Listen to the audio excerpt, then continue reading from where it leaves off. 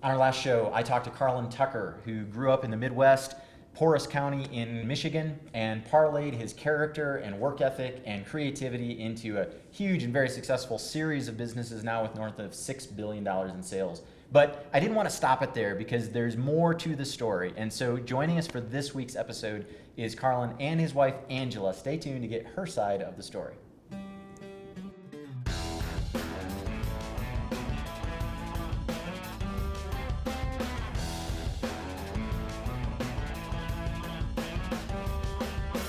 Ladies and gentlemen, welcome back to the Grow with Tim podcast. I'm Tim Joyner, and these are my guests, Karlan Tucker, you met last episode, and his lovely wife, Angela. Angela, thanks for joining us today.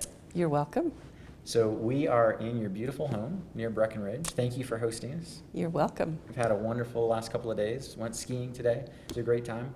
We talked to Karlan on the last episode about kind of how he got from where he started to where he is today.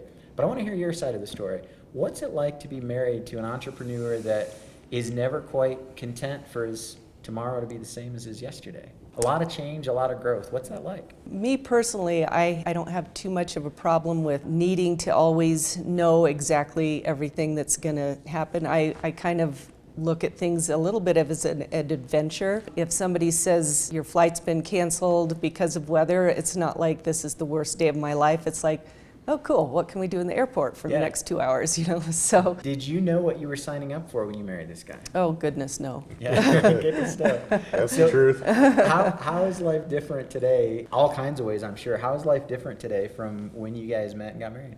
When you get married, you don't know what the future holds. You don't know what you're going to end up doing, how things are going to end up. We've gone through a lot of difficulties in our life and in our marriage, and certain things that has been very difficult to get through. He's been through some very strong health issues. We've had some difficulties in our businesses and lost businesses, started over, but we can only thank God that we are where we are because it's only been by His grace that we are where we are. Yeah. I want to hear from both of you on this next question.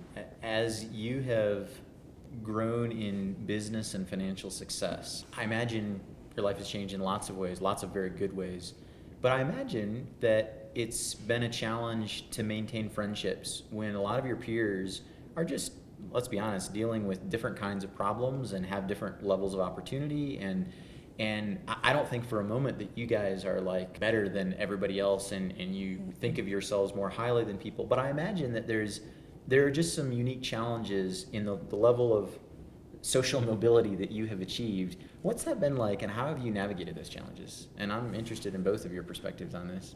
I think it helps a lot when you have a personal relationship with God because you recognize that I can be okay with who I am as long as my relationship with God is okay. And if someone has a difficulty with our lifestyle or the things we've accomplished, then I can still be okay with that because I'm not looking for affirmation from people the way I might if I had to get my accolades from other people, as opposed to knowing that I have a right relationship with God, and then that makes me feel okay about things. So you put things in perspective and priority. I also recognize that not everyone's had the same opportunities that we have, and so I don't hold that against them at all. Angela and I want to be friends with everybody, and we love people. Angela's even way more social than I am. Everybody loves Angela. Not everybody likes Karlan because I could be more controversial or maybe more assertive or opinionated, but she's really good at seeing the other side of the story or giving them the benefit of the doubt. And so when it comes to friends, no matter what their economic level is or whatever, I rely a lot on Angela. Again, we want to be friends with everybody. Angela, what about you? Do you feel like on the one side, people find it hard to relate to you, and so, or on the other side, maybe people are trying to become friends with you because they think they're going to have access to other opportunities? Has that been a challenge? I don't know of anybody that wants to that is thinking, oh, let's be friends with her because of that. I'm just interested in people. I'm curious. I want to know. I love to see people's houses. I love to see what makes them tick, what they're interested in. So, I mean, I'm just genuinely interested in what they enjoy and what they like to, what colors they like in their home or whatever, because I'm a very visual person. I like to get to know them better and find out more who they are. So I don't typically have too much problem with that. Yeah. You know, it's interesting. It's probably a greater challenge for other people to become friends with us than it is for us to want to be their friends, because they put maybe parameters on the relationship or what they would expect of it, or maybe they're challenged by it somehow. But, you know, God's taken away everything we've had twice, and so we give him all the credit for it, and it makes you much more appreciative and humble about it. So it's a lot easier to probably be friends with someone who recognizes that the important things in life are not my home and not the car I drive, but it's our relationships. Yeah. Awesome. Awesome. Yeah. Let's change the topic a little bit. Karlan, how has Angela been part of your success? I know you wouldn't say it's your success, it's your plural success, but Yeah. how have you guys been partners in achieving what you've achieved? You know, I rely upon the Bible a lot. It says, in the Bible, it says there's safety in the counsel of many. Probably the greatest safety when it comes to counsel is your spouse. They know you the best. They know what's going on. You can share with them. You know that they have a genuine interest in wanting to give you the best advice possible. And if I've ever made a mistake, it's because I didn't share with her or ask her her opinion on what it was that I was thinking about and considering doing. And I hope that I've learned that lesson by now, because whenever I've included her, I've made better decisions by far. She has a perspective on things that I don't always remember that she would have it, or that she'll come up with something like, I didn't think of that, why didn't I think of that? And in the confines of my mind, sometimes I give myself more credit than I should. It's like, I think I've thought of everything about this. I probably don't need to share with her. And then I realize, oh, I just made another mistake. So having someone you can confide in that you know has your best interests at heart is very helpful. Even, you, I'm sure, discover this, Tim, when you verbalize what you're thinking and you hear yourself say it out loud, especially to your spouse, even that process alone helps you think through it better than if you didn't have a chance to share it verbally out loud with someone else. Yeah, so true. Angela, what have been some of the coolest opportunities that you've enjoyed because of the business, because of the resources that God has blessed you guys with, and the position in life that you've achieved? What are some of the cool opportunities that you've been able to take advantage of?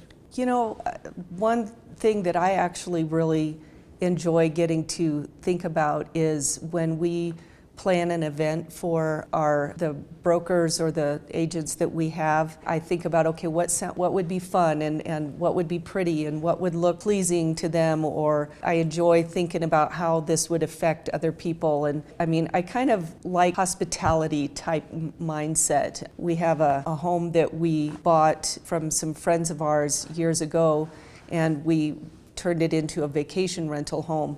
And so then all of those kind of things, it's like, how would somebody like to come in here and feel welcome and feel like this is a homey place? And so I like to kind of create atmospheres. I've done a lot, you know, even just at the office, trying to decorate and buy things for it. And I love different cultures. I love to travel. And so I'm looking forward to doing more of that as maybe we get older, because we've had kids at home and stuff, and they're finally kind of not at home anymore. But not everybody gets to do all the things that they want to do as they get older, and so I'm looking forward to getting to see new things and travel, and that's not something that everybody gets to do. Yeah.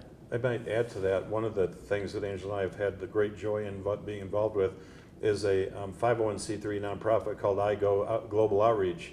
And we're on the board with our friends Mike and Lisa Reddick, and we've had the opportunity for, I think, better part of 15 years now to impact people in many ways around the world, primarily Southeast Asia, but also in Africa and other places. And we've helped build homes after typhoons, or we've helped them with food or medicines when they were destitute.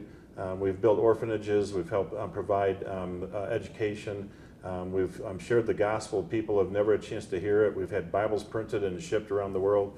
And so being able to know that you're genuinely helping people that don't even hardly have but the clothes on their back. You know, it's I think twice about, if I'm thinking about maybe I want a new car and it's going to cost X amount, it runs through my mind, well, if I took that same amount of money and I sent it through IGO, we could probably provide this many meals or these many children's education. And it really causes you to think twice, and the Bible says it's more blessed to give than to receive. Wow, it feels great when you can help other people that can't help themselves, and God's put us in a position where we're able to do that. Yeah. Yeah, I mean, we currently have, I'm actually right now trying to get funding for 57 students in Myanmar that they only have a place to stay, but they're sleeping on mats on the floor, and I'm trying to raise money to have people so that they have food to eat because they can't afford to do everything for them. So I'm currently working on that. Yeah, cool. That sort of leads into my next question. A lot of 7, 8, 9-figure entrepreneurs and business owners that have achieved a level of success find themselves really unhappy and really empty. So I'm curious, what brings you joy? Because I get the impression that money has its benefits, of course, and I don't think you would, prefer to be without it, but I don't think that's what really drives either one of you. Yeah. So what brings you joy?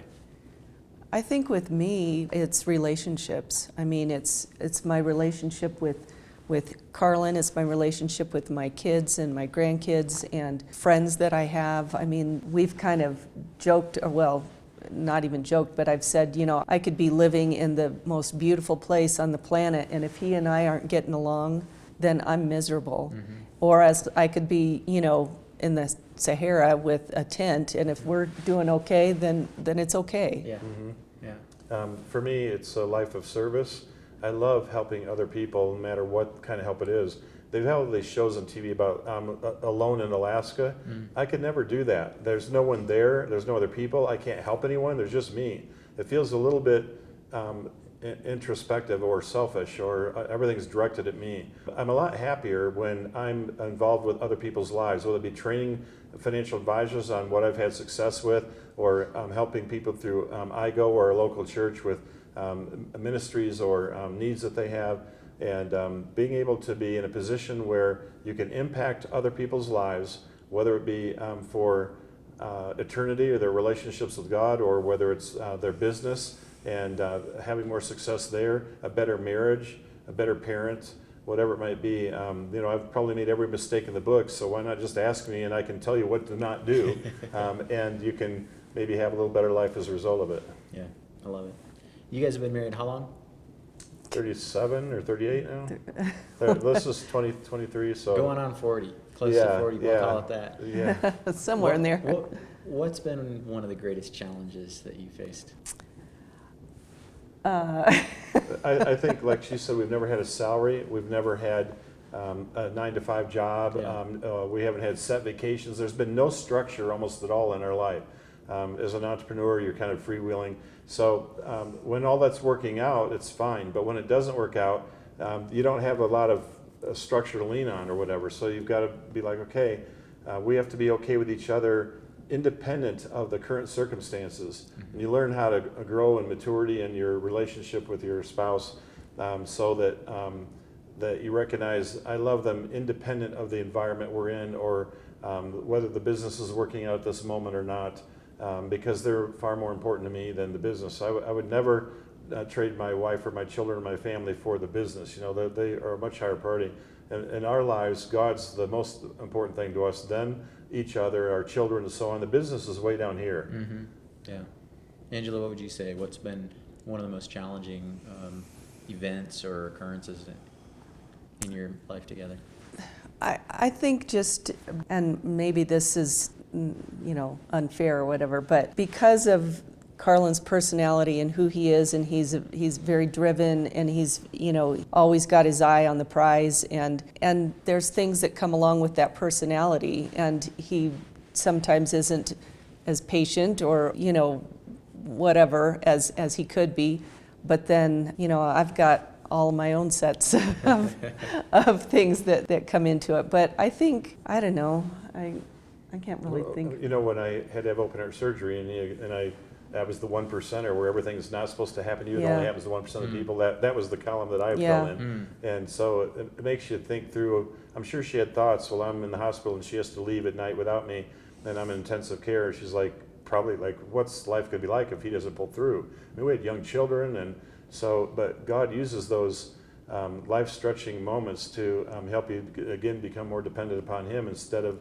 maybe the husband or the paycheck, or whether there's something in the bank account or whatever. Yeah. I want to turn now to advice for other people that are maybe not as experienced or successful or as far along in life as you guys are. And I've got a number of specific categories in mind, but let's start with you, Angela. Let's say that you're talking to a young woman that's about to marry somebody with aspirational, entrepreneurial ideas. Sure. They're going to be an entrepreneur, and maybe she didn't come from an entrepreneurial family. Sure. What advice would you have for her? I Or think, for him in a reverse right, situation? Right. No, I think being the cheerleader, being the you can do this, we can do this, having a positive attitude and saying, that I know you can handle this and, God's going to help you with this. And so always just trying to always be there in supporting of them and not say, okay, so are you kidding me? We didn't get paid for this, or you didn't make that sale and now I can't get that new set of jeans or whatever, How would that have been different, Karlan, if she wasn't your cheerleader, if instead she was your critic saying, are you kidding me? What would that impact have been on the trajectory of your life? I think it would have been significant because I've told her many times, I can't do what I'm doing if it hadn't been for all of your support, and knowing that you're there every moment when I can't be for our kids too. When she was a stay-at-home mom and largely raised our children. It wasn't that I was absent from that. I loved our kids, but you got to spend time at work too. And so she was with them much more than I was. And I loved our kids, so I couldn't do what I was doing there if it weren't for her to replace my absence at times with the rearing of our children. And also, I think if she had been my critic instead of my support, then maybe it gives you a little less desire to want to go out and try something else, because I value the relationship of the marriage. And if my tendency towards risk created friction in our marriage, if our personality had been different, it probably wouldn't have worked very well in business. I would have either had to pull back, or maybe you find yourself saying, did I marry the right person? And that would be terrible to get to that point. So I'm so grateful that God put us together, and neither one of us had any idea what he was going to bring in our lives, because when we met at Arizona State University, we're just two happy-go-lucky kids that were attracted to each other and thought we had some things in common, but if God had shown us our lives in front of us, we've been so scared we would have never done it. Yeah, no doubt. I remember one of my first employees, I didn't find this out until much later, but I found out that the day that he signed an employment contract, maybe it was my first employee, come to think of it, and so I was a young, unproven entrepreneur, and evidently, I found this out much later, his wife was adamantly opposed. She thought that I was going to fail and that the company was going to fail and that he had no business taking this position. And so the day that he signed that employment contract, he went home and there was a note on the table that said, you should have listened to me, and she'd moved out. And he got her back. I didn't know any of this was happening in real time, but he was chronically late. He was always leaving early. He was always taking 6 days. His heart was not, and it was so puzzling because I'd known him for years. And I knew that wasn't the kind of person. I couldn't figure out what, and I eventually fired him. And years later, after they got a divorce, I found out that story, and I thought, well, no wonder. He didn't have the support of his wife. A, shame on him for not listening to his wife. B, shame on her for not supporting him better. And it was just it made it so hard for him to succeed without that support. So kudos to you for being so we're a supportive. team. Yeah, that's cool. What would you say to somebody, entrepreneurial or not, that's getting married? You've been married for 40 years, almost 40 years, and obviously have learned some things along the way. What advice would you have for a young couple about to get married? In regards to marriage, how do you make a marriage work so well for so long? Because the stats are that 50% of marriages end in divorce, some of them quite quickly, and a lot of the 50% that persist are very unhappy and not very successful. Yeah. So what would you say that maybe is a secret that you guys have discovered that would be beneficial to somebody else? When we were dating, I loved doing things for her. So if I thought I'd like to buy her a pair of blue jeans, I'd also buy her the shirt, then I'd buy her the earrings, then I'd get her shoes. And why did I do that? Because I loved her and I wanted to show her and demonstrate that. Well, then when you get married, hopefully that doesn't go away. And when you're first married, it probably doesn't. So hang on to that and then translate that into, I should probably serve her needs greater than my own and put her ahead of myself, be selfless in this relationship. I've heard it said before, you can't change your spouse if there's something you don't like about them, but you can change yourself. So just change yourself and let God work on them if there's something that needs to be worked on. And probably Angela's done that a lot because God's worked on me a whole bunch. In fact, maybe if she could stop asking him to keep working on me as much, it'd be good. But I think trying to be selfless, because in a relationship where you're willing to give of yourself to the other individual and put their needs ahead of your own, oh man, it's great. The love will come back to you many times over. Yeah. And I think about when people like church hop, for instance, that, whenever you don't like the situation that you're in, or job hopping, or whatever it is, and then they move into the next one, and then they move into the next one, and you're taking yourself with you every time, and the problems that you have. And I've met so many people that have said, it's like, well, I guess my problems in the first marriage, it's not like they all went away. At some point, you've got to sit there and say, okay, what do I need to do to make this be successful? Love the and one you're with.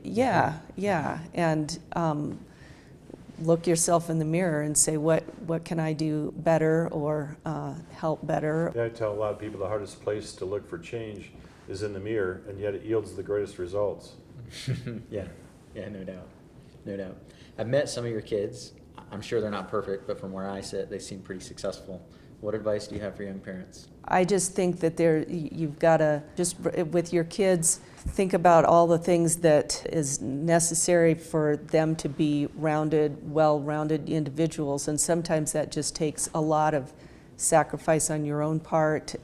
Sometimes it just comes down to loving them unconditionally, and that isn't always the easiest thing to do, but we've all got problems, and so they've got their own set, but I still love them. That's what I was going to say, is love them unconditionally. Because if they feel like they have to perform or be somebody they're not in order to get your love, that's a terrible place for them to be in. So you give them a lot of freedom to be who they are. That doesn't mean that you approve of all their actions, and you still have to correct them. But if for whatever reason, if you had a child that was stubborn or whatever, and you're trying to correct a particular behavior and they're resisting it, you still love them through all of that process. And eventually, I think, they may not have appreciated the correction, but they'll appreciate the unconditional love. And as they get older, I think that'll make a big impact, and they don't forget that. You've heard it said before, I don't remember what they said, but I remember how they made me feel. And I think that if you've done a great job at parenting, as your own kids get older, they're going to say, I don't remember all the details, but I remember my parents love me. Yeah. And I think sometimes parents, I have observed other families sometimes where it's like you feel like they've got like a favorite child or whatever, and maybe I'm ignorant, but I genuinely don't feel like of my children that I have a favorite, because they're so different. I can't say maybe I like this one for this part, but that's different in this one. So they're all individuals, and you just kind of gotta love their strengths. One other thing that comes to my mind, we love eating out, and so even when our children were young, we'd go to restaurants a lot, and our kids were very well behaved, and all the time other patrons in the restaurant come up to Angela or I and say, your kids are so well behaved, it's just amazing, or what do you do? And I think the only thing we could put a finger on is that every week we're in church, and the children have to learn to sit quietly, and if they can sit for an hour in church quietly, they can sit for half an hour in a restaurant quietly, and then also maybe just I think our kids loved us too, and we had a great relationship, and if they wanted to order a hot dog, they could order a hot dog and fill it with mac and cheese in the bun, whatever, I love it. When I was growing up, I always assumed that we had enough. I never felt like we were poor necessarily, but it never crossed my mind that we were wealthy. And one day, I think I was in college, I was helping my dad with computer, and I saw his portfolio balance, and I was just floored that evidently we were actually quite wealthy. And it never crossed my mind because the standard of living was not there. And so I would say that my siblings and I did not grow up with any sense of entitlement but what would you say to somebody that does have means, that's trying to raise kids that are still down to earth and not taking that wealth for granted, not abusing it, that are still willing to work hard and be grounded? How do you raise kids with wealth that still turn out okay? I think what your parents probably did was wise, and that they didn't share their wealth with you, because that's not the important thing really in life. And a lot of kids can grow up really well adjusted in families that don't have any wealth at all. So wealth or not wealth is not really the key to turning out well-adjusted kids. Probably Angela and I were somewhat similar. We grew up in homes that were modest in terms of their income or their abilities, but neither one of us felt poor. We always felt like we had what we needed, and we certainly didn't feel like we were wealthy either. But it almost didn't occur to us. And similar to you, as our children have gotten older, some of them have become more aware as they start earning money. It's like, wow, you must be doing pretty well because I can't begin to afford the things that you have. But now they're a little older and they can handle it a little bit better. They understand the economics of the dollar a little better. And you begin to share some things like Rich Dad, Poor Dad, and how to I'm invest. reading that with my teenager right now. Yeah. How to invest money properly, how to manage the money, don't go into debt. One of the things that we've held to, and we teach our kids, is all you really need is one credit card. Don't have one for every department store that's out there and everything else. It just is too much temptation. The interest rates are terrible, and pay the card off every single 30 days. So you find some principles like that. We always are faithful in giving God first. That helps you recognize that it's not our money. You thought you earned it. Well, when God takes it away from you a couple of times, you realize, well, maybe I didn't actually. Yeah, as far as the credit cards, I've tried. I even called him from Pottery Barn one time. I think I should get this because look at all the perks I could get. No, it didn't fly. Yeah. What is your position on debt? I think that debt for personal things, like if you went into debt to buy clothes or lifestyle or take a trip, that's not good. But if the debt is leveraged in business to help you make an income, real estate's one of the best leveraging investments you can do. But not many people have $200,000 to go out, buy a $200,000 home and pay cash for it. Mm-hmm. So you got to get a mortgage on it. I think that's fine because you're going to pay $200,000 for the home that in 10 years will be $300,000 or $400,000, and then you can pay off the mortgage and you're back to a cash position again. I think you want to work your way towards being debt free when you're nearing retirement. But we've had debt our entire life, but primarily it's been mortgages. It's not been on cars. We pay cash for cars. We pay cash for everything except for if we're doing a real estate deal. So that's what we've tried to instill in our kids. Yeah. Anything you would add to that about how to raise grounded kids despite, significant means? I'm thankful in some ways that I didn't have the means and didn't have the choice because I didn't have the choice. And so I'm not saying that you can raise kids in an environment like that, but I think you just have to be really careful because you don't want kids to feel that they have an entitlement, and then you want them to have a good work ethic. And I know when our kids were younger or getting kind of teenage age, we kind of had a discussion, and do we say, okay, you need to go get a job so that you can pay for your gas? But in our situation, we ended up allowing them to play sports, and we didn't require them to have a job, but the sports, they were all team sports, and that all taught them, that you're part of a team and you got to hold on to, and be They were learning part of work the ethic and loyalty and discipline and persistence. Absolutely. And all those things. They had to work really hard for their positions and go to practice, and it was like having a job. Yeah. One or two more questions and we'll wrap up. Karlan, in our last episode, we talked about lots of business success, but we didn't really get into personal finance. Let's say that there's somebody out there that happy with their job, or maybe they've got a business and they're good. What's one or two or three financial tips or suggestions that you might offer to them? How do they manage the money that they have? Yeah. Not by investing into their business necessarily, but in other ways. First thing is create probably a 6-month rainy day savings in case you lose your job or whatever, so you don't have to damage your credit if you lost your job, if you got a cushion there. Number one, create the cushion. Number two, get out of debt. Again, I'm assuming this is personal debt, not business, but the interest rates with the environment we're in today, the interest rates on personal debt are going up. It's going to make it unaffordable. Get out of debt. Number three, then live below your means so that you can take the excess between what you're earning and what you're making and put it towards savings and put it in the stock market and maximize your 401k plan at work. Get the employer to match it if you're in a scenario like that, and fund the qualified plans that you can. Go beyond that and continue to save and put money in the stock market. Also, view the stock market as a long-term investment. You won't be happy with it if it has to make you money every day, week, month, or year, because it doesn't. But if you can have a 5-year horizon or even longer, Warren Buffett says if you fell asleep for 10 years and then woke up and looked at your statements, you'll have way more money than if you look at it every day, because we're emotional creatures and you make the wrong decisions. So take the long term. And then real estate has really served us well. So we started out with our personal home. Eventually we were able to get a rental, which we turned into a Verbo. This home we have as well. We've got our office building. It doesn't take a lot of money to have a down payment on a modest home and then get someone there renting it. And now they're paying your mortgage for you and you're benefiting by the appreciation of that property. So if you were willing to put off stuff, you'll have a much better future. Yeah, great. Any last words of wisdom for our listening audience, whether they be for maybe a business owner or an entrepreneur, for an investor, for a newlywed, for a parent, a spouse? I think if you put God first in your life, it makes it easy. Everything else falls into place. You find it easier to be a better husband. You find it easier to be a better father. It's easier to be a better employer, the way you treat your employees and how you care for them. And certainly then you have the desire to want to do right for all of the people that are your clients. And that serves you really well. The Bible says that your reputation is worth more than the price of rubies.